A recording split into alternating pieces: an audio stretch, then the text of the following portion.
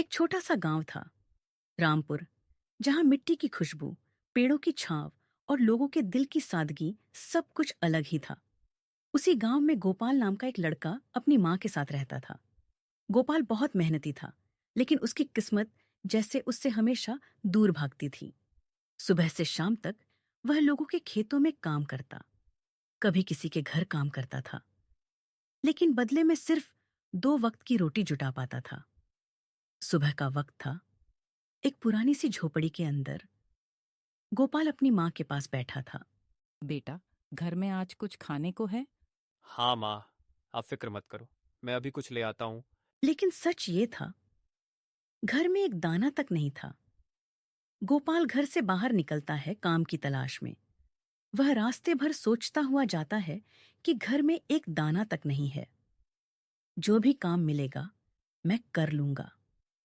वह सोचते सोचते थोड़ा ही चलता है कि उसकी नजर एक कुम्हार पर पड़ती है।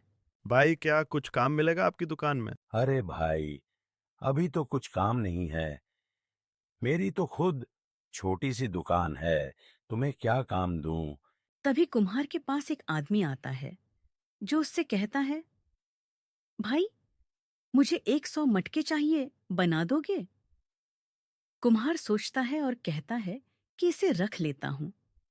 इसके आते ही मुझे इतना बड़ा काम मिल गया।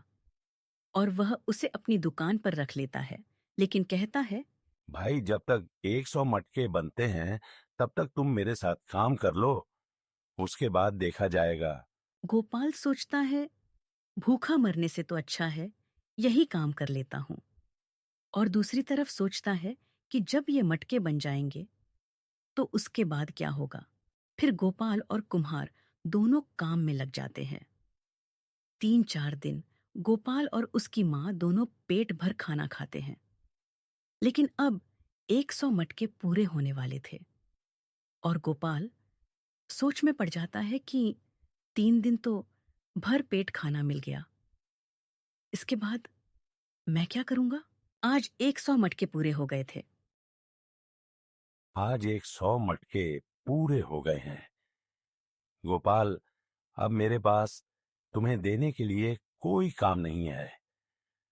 अगर दूसरा कोई काम आया तो बता दूंगा। और ये लो तुम्हारे आज के पैसे। फिर गोपाल वो पैसे लेता है और कुम्हार की दुकान से चल देता है। और गोपाल कुम्हार की दुकान से सीधा बाजार को चला जाता है, उन पैसों से घर के लिए कुछ लेने के लिए। गोपाल उन पैसों से चावल लेता है और सोचता है कि 2 दिन का और गुजारा हो जाएगा और तब तक मैं कुछ काम भी ढूंढ लूंगा। यही सब सोचते सोचते गोपाल अपने घर जा रहा होता है। तभी उसकी नजर एक मटके पर पड़ती है। वह उस मटके को देखता है और उसे उठा लेता है और कहता है, ले चलता हूं, कुछ रखने के ही काम आ जाएगा।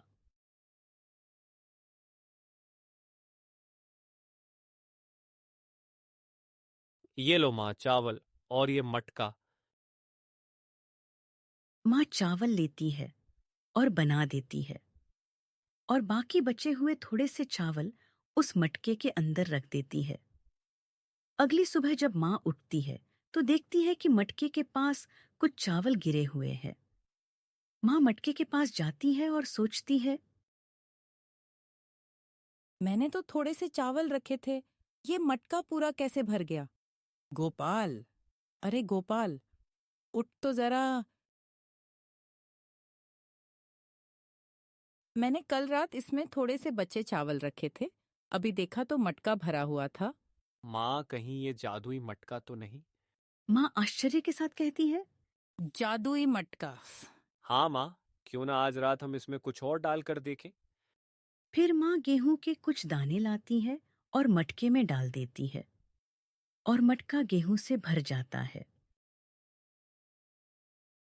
हाँ देखा माँ, मैंने कहा था ना, ये जादुई मटका है। इसी तरह गोपाल उस मटके में अलग अलग चीजें डालने लगा और बाजार में जाकर बेचने लगा। धीरे धीरे उसके हालात सुधरने लगे और अब उसने एक बड़ी किराने की दुकान खोल ली और अपनी टूटी हुई झोपड़ी को घर में बदल दिया और दोनों खुशी खुशी उस मटके के साथ रहने लगे।